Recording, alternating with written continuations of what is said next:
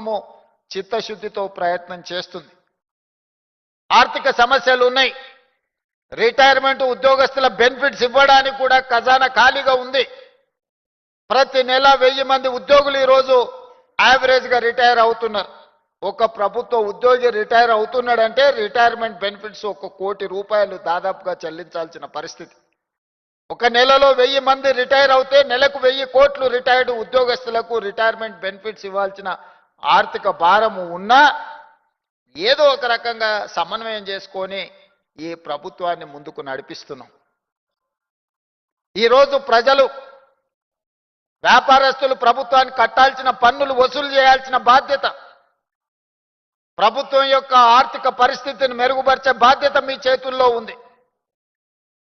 మీరు పన్నులు సక్రమంగా వసూలు చేసి అక్రమార్కుల పట్ల కఠినంగా వ్యవహరించి ఖజానాను నింపితే అది తిరిగి పేదల సంక్షేమానికే ఖర్చు పెట్టే ఈ ప్రభుత్వం ఈరోజు అధికారంలో ఉంది.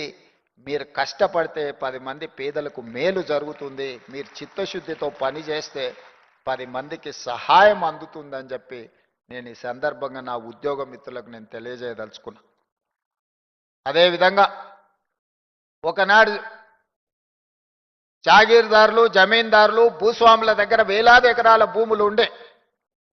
ఆనాడు పివి నరసింహారావు గారు అగ్రికల్చర్ సీలింగ్ యాక్ట్ తీసుకొచ్చి దాదాపుగా 25 లక్షల ఎకరాల భూములను అసైన్మెంట్ పట్టాల పేరు మీద పేదలకు పంచిపెట్టారు. ఆ పట్టాలు ఈరోజు పట్టాలు తప్పుతున్నదని మిత్రుడు కాసిం చెప్పిండు. తప్పకుండా ఈ ప్రభుత్వం దానికి శాశ్వతమైన పరిష్కారాన్ని అందించడానికి అన్ని రకాల ప్రయత్నం చేస్తుంది. ఇక భవిష్యత్తు గురించి ఆలోచన చేస్తే ఈ ప్రభుత్వం దగ్గర భూమి లేదు పంచడానికి. నేను ఉస్మానియా యూనివర్సిటీలో చెప్పిన, వివిధ వేదికల్లో చెప్తున్నా, ఈ రోజు కూడా మీ ముందు నేను చెప్పదలుచుకున్నా, పంచడానికి ప్రభుత్వం దగ్గర భూములు లేవు. ప్రభుత్వం దగ్గర ఆర్థిక వెసులుబాటు పరిమితమైంది. మరి జాతి ఏమో ఇంకా వెనుకబడి ఉంది. జాతిని ముందుకు నడిపించాలి అనంటే, ఈ జాతి భవిష్యత్ తరాలలో ఈ దరిద్రాన్ని అనుభవించకూడదు. దారిద్ర్య రేఖ నుంచి ముందుకు రావాలి అనంటే ఈ జాతికి చదువునివ్వాలన్నదే నా లక్ష్యం. ముందు నుంచి పంచడానికి భూములు లేవు, నజరలాన్ని చెల్లించడానికి నగదు లేదు. కానీ మిమ్మల్ని చదివించడం ద్వారా, మీలో చైతన్యం నింపడం ద్వారా ఈ సమాజంలో మిమ్మల్ని ప్రయోజకులను మార్చడానికి ఈరోజు విద్యాశాఖ నా దగ్గర పెట్టుకొని దాన్ని ప్రక్షాళన చేసి విద్య గ్రామాలకు చేరింది, విద్య తండాలకు చేరింది, గూడాలకు చేరింది. విద్య చేరింది కానీ నాణ్యమైన విద్య ఈరోజు అందడం లేదు. అందుకే నాణ్యమైన విద్య కోసం ఈరోజు ప్రత్యేకమైన ప్రణాళికలు ఈరోజు మా ప్రభుత్వం రచిస్తుంది. ఒకప్పుడు కరువు, మట్టి తిని బతికిన రోజులు ఉన్నాయి. మొట్టమొదటి ప్రధానమంత్రి ఎడ్యుకేషన్ అండ్ ఇరిగేషన్ ప్రాధాన్యత తీసుకొని దేశాన్ని అభివృద్ధి పదం వైపు నడిపించినప్పుడు ఈ దేశంలో అన్ని ప్రాంతాలకు విద్య చేరింది. ప్రతి వాడికి భోజనం అందే పరిస్థితి వచ్చింది, కానీ అందులో న్యూట్రిషన్ ఫుడ్ లేదు. అందుకే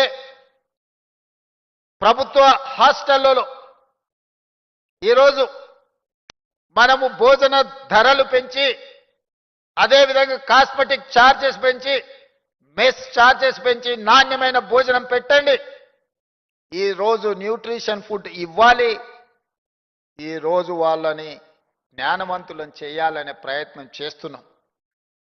ఇది అమలు జరగాలంటే, ఇది పేదలకు చేరాలి అని అంటే అందులో మీరు భాగస్వాములు కావాలి. ఈరోజు నాణ్యమైన విద్యను అందించాలంటే, న్యూట్రిషన్ ఫుడ్ పేదలకు చేరాలి అని అంటే ఈ ప్రభుత్వ నిర్ణయాన్ని అక్కడికి చేర్చాల్సిన వారధులు, సారథులు మీరే.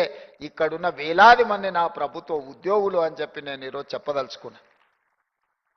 ఇవాళ విద్య ఒక్కటే మీ జీవితంలో మార్పు తెస్తుంది. ఇవాళ మీరందరూ ఇక్కడ ఆర్డీఓలు ఉండొచ్చు, డిఎస్పీలు ఉండొచ్చు, ఎంఆర్ఓలు ఉండొచ్చు, లేకపోతే ఇతర ఉన్నతాధికారులు ఉండొచ్చు, విఆర్ఓలు ఉండొచ్చు. ఇంతకుముందు తహసీల్దార్ గారు మాట్లాడారు.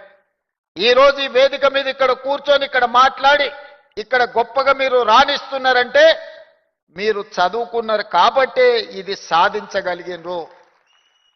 ఈ ఒక్క చిన్న మర్మాన్ని గుర్తించాలి. మనకు అవకాశం వచ్చినప్పుడు మనం 10 మందికి చేయూత అందించాలి. మీకు మాకు పొత్తుంది, వ్యవసాయం పొత్తు, కానీ లక్షణాలు కూడా కొంచెం దగ్గర పోలిక ఉంది. మనకు అవకాశం రాగానే రిలాక్స్ అయిపోతాం. మేము బంగళ కట్టుకుంటాం, కారు కొనుక్కుంటాం, చుట్టాల దావతులకు పోతుంటాం.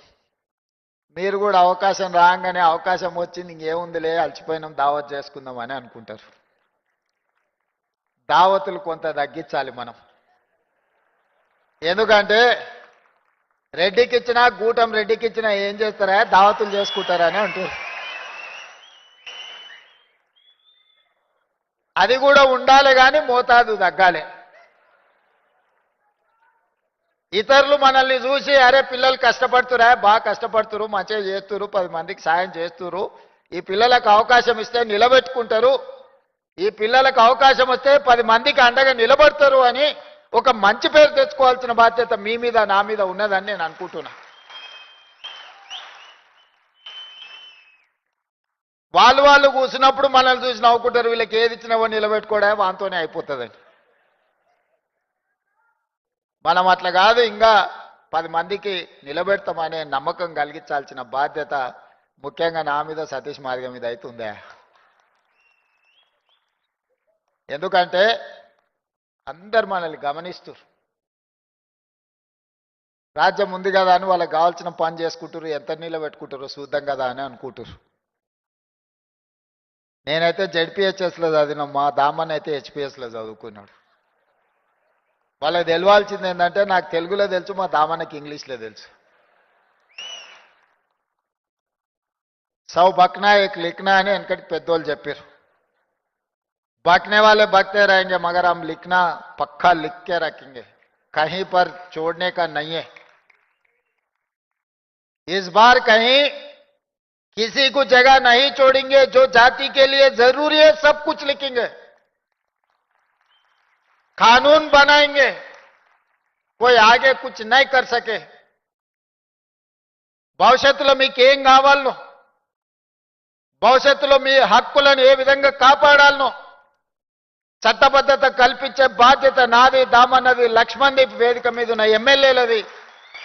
మేం కల్పించే చట్టబద్ధతను కాపాడుకునే బాధ్యత మీది. ఇది సమాజానికి ఉపయోగపడే విధంగా దీన్ని ముందుకు తీసుకెళ్లాల్సిన బాధ్యత మీ మీద ఉన్నది. మిత్రులారా, అప్రమత్తంగా ఉండండి.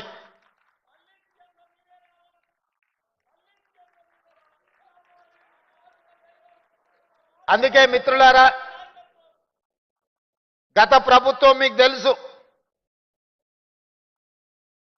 బర్రెలను, గొర్రెలను, చేపలను ఇవి వాళ్ళు ఇచ్చింది. మిమ్మల్ని ఏమో చెప్పులు కుట్టుకోమని చెప్పింది.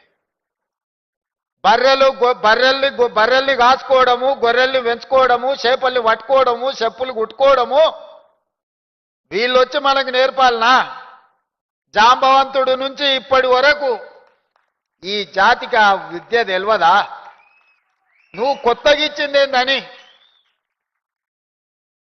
వీళ్ళు గొర్రెలు, బర్రెల్ని పెంచుకోవాలా, గొర్రెల్ని అదేవిధంగా చేపలు పట్టుకోవాలి, చెప్పులు కుట్టుకోవాలా? మీ పుల్లలు మాత్రం రాజ్యాలు వెళ్ళాలనా? ఇదా మీ జాతి యొక్క ఆలోచన? అందుకే ఈ బర్రెలు, గొర్రెలు, చేపలు కాదు, చెప్పులు కుట్టుకోవడం కాదు, చెప్పులు కుట్టిన ఈ జాతే డాక్టర్లు, లాయర్లు, ఇంజనీర్లు కావాలి, ఐఏఎస్లు, ఐపీఎస్లు కావాలి, మీరు ఎమ్మెల్యేలు, ఎంపీలు కావాలి. ఈ రాజ్యాన్ని నడపాలా, అప్పుడే ఈ జాతి గౌరవం పెరుగుతుంది. గొర్రెలు, బర్రెలు, చేపలు, చెప్పులు కుట్టడం కాదు. డాక్టర్లు, లాయర్లు, ఇంజనీర్లు కావాలి, ఐఏఎస్లు, ఐపీఎస్లు కావాలి, ప్రజాప్రతినిధులై ఈ తెలంగాణ పునర్నిర్మాణంలో మీరు భాగస్వాములు కావాలి. దానికోసం మీరు కష్టపడండి. నా శక్తి ఉన్నంత వరకు